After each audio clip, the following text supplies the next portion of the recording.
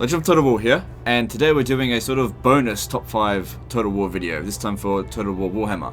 This will be the top 5 best laws of magic, specifically for campaign. I'm not taking multiplayer into consideration. Anyway, let's jump into the number 5 pick for the top 5 laws of magic. Coming in at number 5 is the Law of Life. Now, not every single spell in this law is particularly useful. Its damage dealing abilities is not particularly strong. The Awakening of the Wood spell basically does no damage. The Dwellers Below does do decent damage, but it's a bit too expensive for what it provides. And the spell Flesh to Stone is just a little bit meh.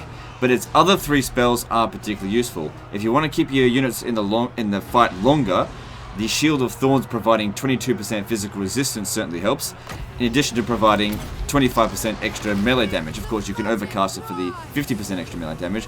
But as you can see here, this Star Dragon's really starting to suffer. So let's put in a regrowth ability, and let's get it back into the fight. This is one of the best spells for regenerating, especially elite units. The Law of Life is specifically useful for keeping your elite units in the fight longer. It's not that good at keeping weak armies together because it doesn't regenerate troop numbers. Now, because of the regeneration that this dragon's got, it's able to get back into the fight now again, and it's already recovered a decent number of its health. Now, if you've got a large number of large entity units in a small area, using Earthblood might even be more effective because of the area of effect ability. Although it doesn't generate as much health, it is one of the cheapest life regenerating spells in the game, giving you that little bit of an edge for your units to just keep in the fight just that bit longer so that you can get that victory that you need. Anyway, let's now move on to number 4. Coming in at number 4 is the Law of Light, which has one of the most diverse range of spells out of any of the laws of magic. So, of its 6 spells, I'd say 2 of them aren't that useful. Shem's Burning Gauge just doesn't really do that much damage for the cost that's inflicted, and Light of Battle is a fairly micro-intensive spell that only affects 1 unit and only provides unbreakable stat for 22 seconds. Morale isn't really a huge problem in Total War Warhammer. The only units that you would use this on would be low morale units, and they're not really worth wasting any winds of magic on just to keep them in the fight a little bit longer. Most likely they'd be dying anyway. It doesn't improve their stats at all. Now, the other 4 spells are much better. So looking at Birona's Time Warp, really good for keeping your men fighting hard with that extra high melee attack. If you want to kill the enemy faster, that's your spell. Providing these bonuses to stats with an effect range, those are some of the best spells in the game. And you've got another one over here with Fast Protection, which is much cheaper, but when overcasted, and only 10 cost of magic, for 22 seconds, keeping them with high melee defense, really good for holding the line, which is another really effective strategy in this game. I often find that holding a shield wall, or sword wall, or whatever, and providing them with high melee defense can be really useful for your missile units to get all the kills they need. Another really good spell is Banishment. Not the cheapest spell in the game for a Vortex spell, not the most damaging, but in certain situations this is really effective, and since you've already got a lot of other tools at your disposal, it's a very useful spell. And one of the most unique spells in this lore is the Net of Amentok, which pins a unit down, disabling them from moving, which can be really good for Lord sniping, especially big Lords. So if we need these gunners to keep shooting at Kolek without him moving, he's not going to be able to move for a while now, and those guns are going to rip him to shreds. Now, we're outnumbered on this battle. Not necessarily outpowered, but we are outnumbered. So this is where the Banishment spell is really going to come in handy. Now, there is always a chance of backfiring, so you got to be careful with it. But if you put it initially in the enemy's rank, the chances are you'll do more damage to them than you will to your own units. And lucky for us, it went... Oh, this is a good one. Just racking up them kills. Like I said, doesn't all... Oh my goodness, this is going really good. God damn it. I was saying god damn it because This is just a custom battle. It literally doesn't matter if I win or lose this battle. But that was the perfect one. Doesn't always go that way. But 264 kills in a single spell. You can see here, we've basically won the battle now. And we pretty much almost killed, halfway killed Kolek. All we have to do now is move back and keep shooting him. Pinning him down for that amount of time was pretty good. And we could always just do it again. Anyway, let's now move on to number 3. Coming in at number 3 is the Law of Fire, which I'm using as an example for what's really effective against assaulting settlements. It's something that you'll be doing a lot on the campaign side of things. You're not just going to be able to auto-resolve your way past a lot of these settlements. And sometimes the garrisons are going to be really beefed up. Now, provided there's a majority of infantry there, which is usually the case, not always, but usually the case, the Law of Fire is really good. Probably one of the best spells in the best laws in the game for burning it, well, just getting rid of infantry. So we've set up a scenario here where we don't have the advantage. We can continue our assault here, but they'll probably whittle us down. But with the Law of Fire, which has not been given that much strength in the balance of power, we can move things a little bit more in our favor. Now, not every single spell is particularly useful in the Law of Fire. Some of them just not very effective at all. But you don't need every single spell to be effective. You just need one. And in this case here, it's Flame Storm. Now, there's 2 spells in the Law of Fire that do quite a bit of damage. There's the Burning Head, which is really good against early game units, but you really should be playing towards late game, because that's where you're going to be fighting most of the time in your campaign, because these campaigns can get quite long. The Flame Storm is particularly good against armored units, which is really what you're going to want. In addition to that, it's not really that expensive. As for Vortex spells, it's probably one of the cheapest ones. So we're going to pop one down here. We're not going to overcast it, because we don't really need to. Now, we might hit our own troops, but that's, once again, a risk that we're willing to take. And then just watch as the kills rack up. Now, of course, this is a little bit of an unusual scenario in that I've really piled up the number of infantry that they've got here. They haven't sent everything here, but just with this one spell, which seems to have, not stayed in where we wanted it to, we already racked up 425 kills. Now, there's actually quite a lot of Graveguard here, and it's making its way back here. As I said before, this is really effective against sieges because it's a cheap spell, so you can do it loads of times. As long as you've got enough patience, you can just keep doing it. And it can do a lot of damage. There's no infantry unit in the game that can really resist this. And one of the reasons it's so damaging is because one of the abilities of Fire Wizards is the ability to weaken everyone's resistance to their own spells. So making it even more effective than regular Vortex spells. Which you can see just after one spell, we've already made a big dent into the enemy's balance of power. And we've still got, that was just one spell, we've still got plenty of Winds of Magic we can use. Anyway, that's why this is the number 3 Law of Magic. Let's move on to number 2. Coming in at number 2 is the Law of Heavens. Now, this Law of Magic is so good, it's effective in almost every scenario. It's good in sieges, it's good in field battles, it's good in subterranean battles, it's good for dealing damage, it's good for nerfing the enemy's strength, boosting your stats. It's good in almost all scenarios. It's good in the early game and the late game. So if you're in the early game, Wind Blast is probably one of the best spells in the game for taking out, large numbers of hordes of unarmored units. So just popping down a non-overcasted Wind Blast here. There's some armored units and there's some unarmored units. And he's already racked up 84 kills. This is a particularly large battle, but going up against the Skaven, this is something that's not particularly unheard of. Now, if that's not good enough for you, you could always pop down a Curse of the Midnight Wind, which is something that completely weakens the abilities of the enemy to actually dish out damage to you. That's not good enough for you. You can always pop down a Chained Lightning, which is one of the cheapest Vortex spells. Not quite as cheap as the Flame Spire from the Fire Magic, but still very effective. As we can see, I've managed to rack up thousands of kills using this particular Law of Magic on siege battles and on field battles. Now that was a particularly good Chain Lightning right there. You're not always going to get a scenario where it's going to be that good, but we got one that time. Now, that's not the only thing about these spells. Now, we're out of Winds of Magic at the moment. You've also got Harmonic Convergence to boost the strength of your units. You've got Uranus Thunderbolt and Comet of Cassandora are specifically good at getting enemy units that are standing on walls. So like I said, the Law of Heavens is good in pretty much every single scenario. It's got good quality spells all around. It doesn't have any bad spells at all, and the spells that it does have are some of the most powerful spells in the game.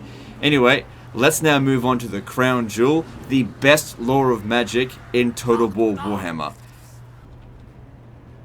Coming in at number 1, it's got to be the Law of Vampires. By far the most powerful Law of Magic in the game.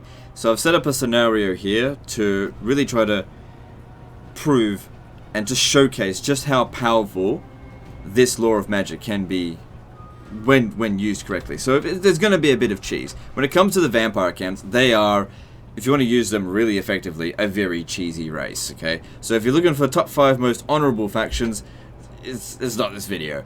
Now, this is also not the top 5 strongest factions video, so I'm not trying to say that the vampire accounts are the strongest faction.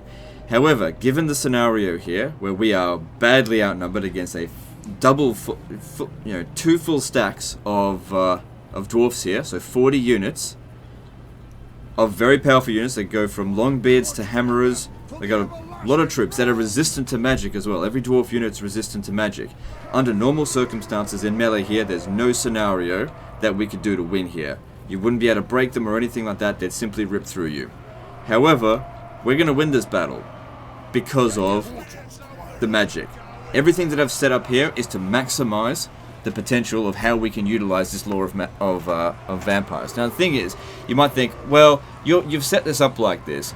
This isn't a common occurrence on the campaign map. No, this particular scenario here would not happen really at all. But the thing is, I've played the vampire accounts a lot, and I've been able to utilize the Wind of Death in pretty much every single battle that I've fought. I've gone up against battles where my army would have been woefully insufficient to deal with them, but come out on top thanks to Wind of Death. Now, it's not just Wind of Death that makes these guys strong, it's also the Invocation of Nehek. Anyway, let's get one of these down first. Go down from over here, actually. Need to get rid of those banners, because it's very important you don't hit your own units. And the alignment must be good, or else you're going to shoot your own troops. And that would not be good, because these guys are particularly weak against it.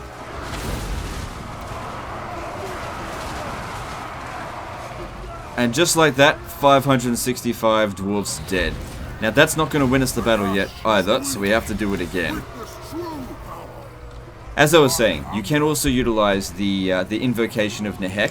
Very good early game spell when you've just got, skeletons and zombies. You're going up against, similar quality of units to just give them that extra 60% health. Now, another thing that's good against the vampires in this situation is once you've won the battle, you can sit there and Invocation of Nehek while the enemy are running away, giving you maximum amounts of healing.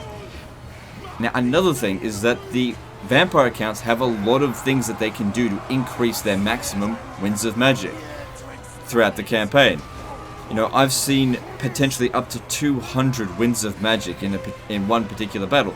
That's something like 5 or 6 uses of Winds of Death, plus a couple of uses of Invocation of Nehek.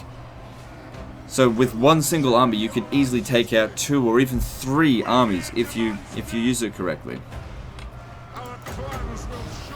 Now, of course, do want to make the distinction that, of course, a player is not going to fall for this as easily as the AI.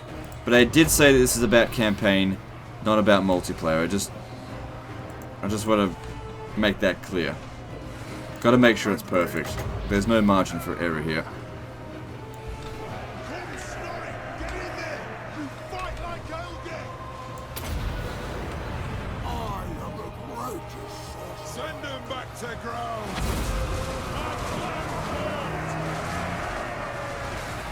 There we go. Bouncer power's okay, but we're still not on top yet.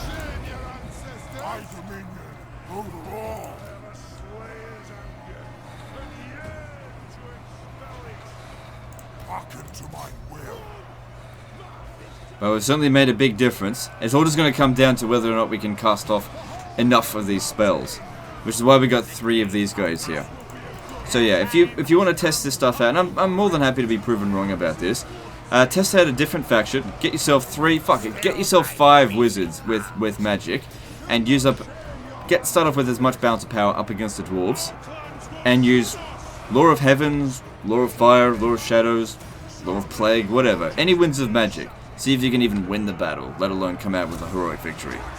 I'm not saying we're going to come out with a heroic victory, but it's all just going to depend on how quickly we rout the army. You know, use as much cheese as you want. Corner camp. Do whatever you got to do. See if you can get a better result. I'm actually curious to see if you can. It's got nothing to do with the skill of the player. It's all about how well you can utilize the magic. That's what I'm curious with, yep. Alright, it'd be better to go down this side this time.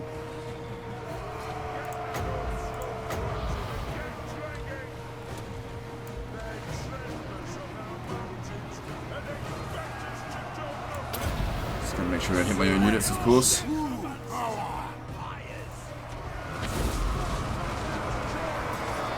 Oh, that was perfect. So he's gotten himself 1,300 kills. Now I'd want to do this, but I do it in line with the other ones here. If I do it now, it's not going to mean anything.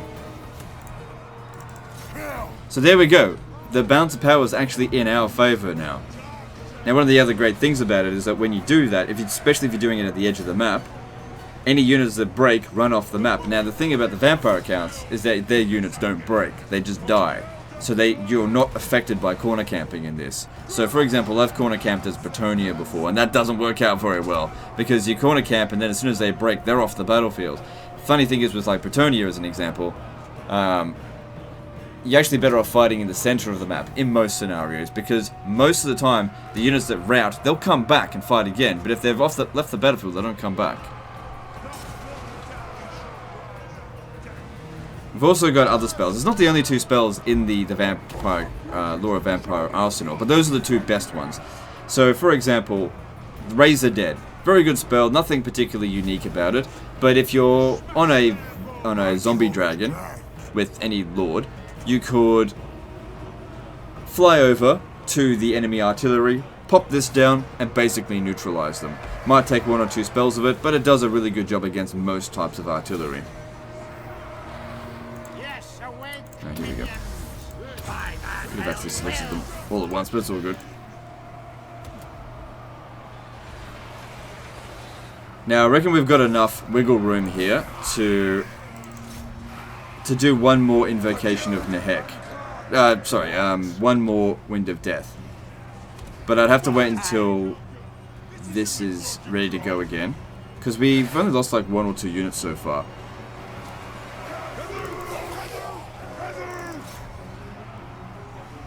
If I had gone maybe all Can Wraiths instead of some Graveguard, it may have been better as well. Hard to say. Just because they've got a lot of physical resistance. Well, you see, it's not like these Graveguards aren't getting kills on their own.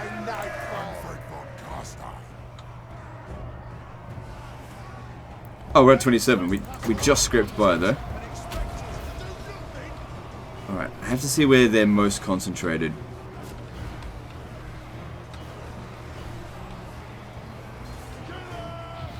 Alright, I reckon down here will do it. Might hit just the side of this unit here, but that's okay. This will probably win us the battle.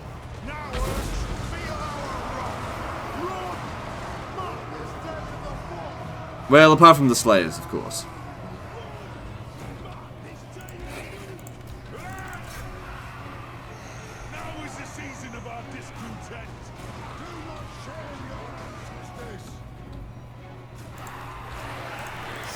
And there you go. A battle that would have otherwise been impossible to win. We've come out on top. I'll just wait until this battle's over and we'll showcase the end result. Alright, so they just died, and what are we getting? Heroic victory. So, looking at the end result screen, Manfred really pulling the stops there. That's what we were going up against there. So if you want to set up that scenario yourself, that's what I've used. And that's the end of this top 5 video. So what do you think? Do you agree with my list? Do you not agree? This is a bit of a side top 5 video. I was still going to go along the lines with what the top comment was in the previous top 5 video. I just thought I'd do one on the side here today. Anyway, like and subscribe. Check me out on Twitter if you haven't already. And I'll see you next time, fuckers.